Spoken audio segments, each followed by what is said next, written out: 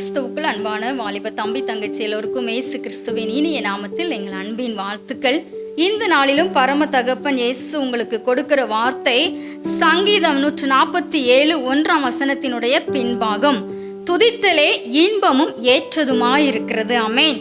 எனக்கு அன்பான வாலிப தம்பி தங்கச்சி, நம் தேவனை துதிப்பது இன்பமானது, நம்முடைய வாழ்க்கைக்கு ஏற்றதுமாய் இருக்கிறது. துதிப்பது என்பது என்ன? முதலில் நம்முடைய உள்ளத்தினுடைய ஆழத்திலே அவரிடம் நான் ஒரு பாவியான மனிதன், நான் ஒரு பாவியான மனுஷி, என்மேல் கிருபையா இறங்கும் என்று நம்மை தாழ்த்தி நம்முடைய தவறுகளை உணர்ந்து அவரிடம் இரக்கம் கேட்டு அவருடைய இரத்தத்தின் அன்பை நினைத்து பாட வேண்டும் முதலாவது. அதன் பின்புதான் அவருடைய நாமத்தை உயர்த்தி நாம் பாட வேண்டும். அதற்கு அப்புறமா தான் அவருடைய அழகை வர்ணித்து நாம் பாட வேண்டும்.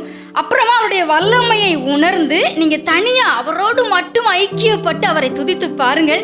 அந்த அனுபவம் இன்பமாய் இருக்கும் தேவ பிள்ளைகளே. அது உங்கள் வாழ்க்கையில ஏற்ற நன்மையையும் என்ன செய்யும்? கண்டிப்பாக கொண்டு வரும். அன்றைக்கு தாவீது ராஜா ஒரு முறை மட்டும்தான் மற்றவர்களோடு உடன்படிக்கை பெட்டிக்கு முன்பாக நடனம் ஆடினார். தான் ஒரு ராஜா என்பதை கூட அன்றைக்கு மறந்து தன்னை தாழ்த்தி துதித்து பாடினார். மற்ற நேரங்களில் பாருங்க, அதிகமாக தனிமையாகத்தான் தேவனோடு மட்டும் ஐக்கியப்பட்டு துதித்து பாடினார்.